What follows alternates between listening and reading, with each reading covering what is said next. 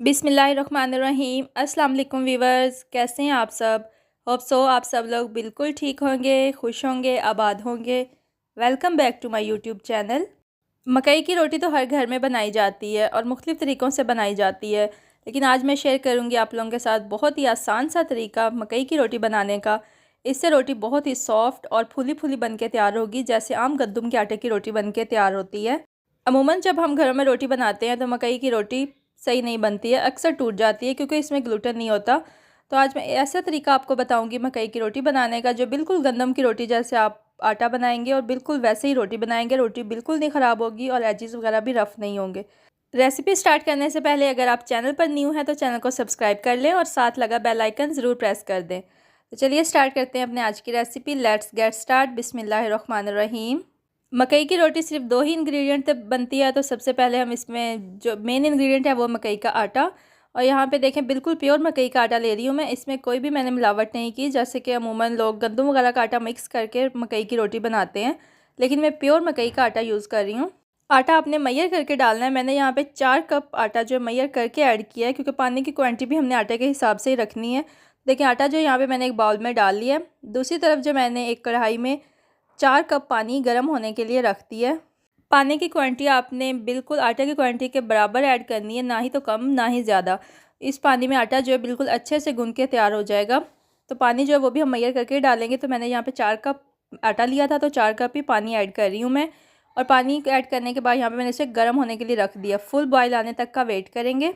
तो देखें पानी में बॉयल आना स्टार्ट हो गए हैं। तो यहाँ पे मैंने जो मैयर करके ऑलरेडी आटा रखा हुआ था वो ऐड कर दूँगी, और साथ ही चूल्हा आपने बंद कर देना है। चूल्हा बंद करने के बाद चम्मच की हेल्प से आटे को अच्छे से मिक्स करेंगे, क्योंकि आटा इस लेवल पे बहुत गर्म हो जाएगा जब हम गर्म पानी में ऐड करेंगे। तो चम्मच की हेल्प से एहतियात के साथ आपने मिक्स करना है। इस तरह से मिक्स करने के बाद ढक्कन देकर तकरीबन 10 मिनट तक के लिए सेट होने के लिए रख देंगे। 10 मिनट गुजरने के बाद आटा जो मैंने यहाँ पे बड़े बर्तन में शिफ्ट कर लिया और इसमें ही मैं आटा गूंदूंगी। और आटे को शिफ्ट करने के बाद आटे का ठंडे होने का वेट करेंगे, और इस लेवल तक हमने ठंडा आटे को होने देना है कि हमारा हाथ जो है आसानी से लग जाए। आटे को ज़्यादा ठंडा नहीं करना है, बस थोड़ा थोड़ा गर्म ही होगा तो हम इसको गूंदना स्टार्ट कर देंगे। यहाँ चम्मच की हेल्प से मैंने फैला दिया था ताकि ये जल्दी से ठंडा हो जाए।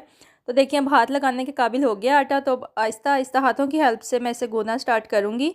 और पानी ऐड करने की हमें ज़रूरत नहीं है, हमने जो पानी पहले ही ऐड किया था वो इनफ है। एक कतरा भी हम पानी और नहीं ऐड करेंगे इसमें।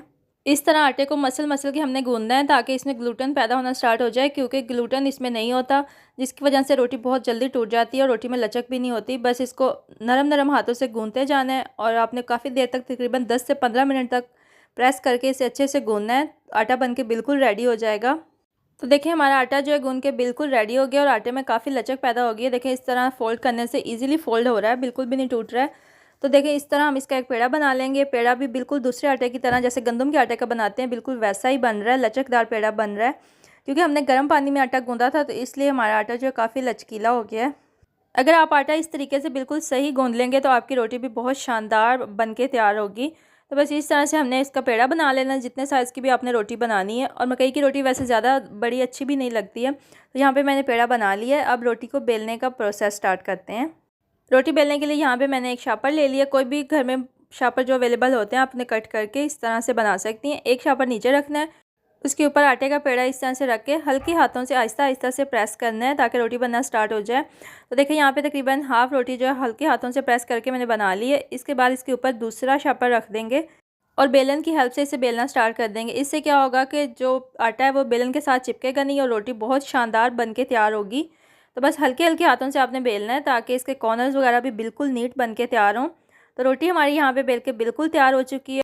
दूसरी तरफ तवा मैंने ऑलरेडी गर्म होने के लिए रख दिया था, और देखें रोटी कितनी शानदार बन के तैयार हुई है।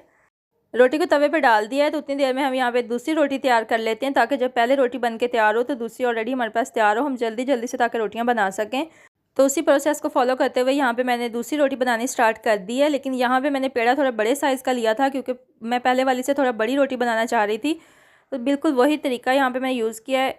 कवर करने के बाद इसे बेलन की हेल्प से अच्छे से बेल रही हूँ ताकि तमाम कॉर्नर से अच्छी तरह से ये बारीक बन के तैयार हो।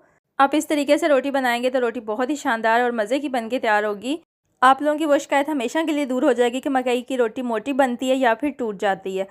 तो बस यहाँ पे रोटी को सेकने के लिए मैंने तवे पे डाल दिया। थोड़ा सा घी लगाएंगे। अगर आप घी नहीं लगाना चाहते तो आप ना भी लगाएं, कोई इशू नहीं है, लेकिन अगर घी के साथ सेकेंगे तो बहुत अच्छी रोटी बन के तैयार होती है। तो पहली रोटी यहाँ पे मैंने थोड़े छोटे साइज़ की बनाई थी। तो देखें रोटी जो ऑलमोस्ट हमारी तैयार हो गई है। अब हम इसे उतार लेंगे। इसके बाद जो दूसरी रोटी हमने तैयार करके रखी थी उसे तवे पे डाल देंगे ताकि वो भी अच्छे से सिक जाए। रोटी को एक तरफ पकने के बाद दूसरी तरफ से पलट देंगे और देखें कितनी आसानी से अलट पलट हो रही है। रोटी कहीं से भी थोड़ी सी भी नहीं टूट रही और उसके बाद ये रोटी बिल्कुल फूल के, बिल्कुल जैसे हम दूसरी रोटी का फुल्का बनाते हैं वैसे ही तैयार हो रही है। कपड़े की हेल्प से थोड़ा थोड़ा प्रेस करके इसे हल्की आंच पे पकाएंगे ताकि अंदर तक रोटी जो पक के तैयार हो जाए।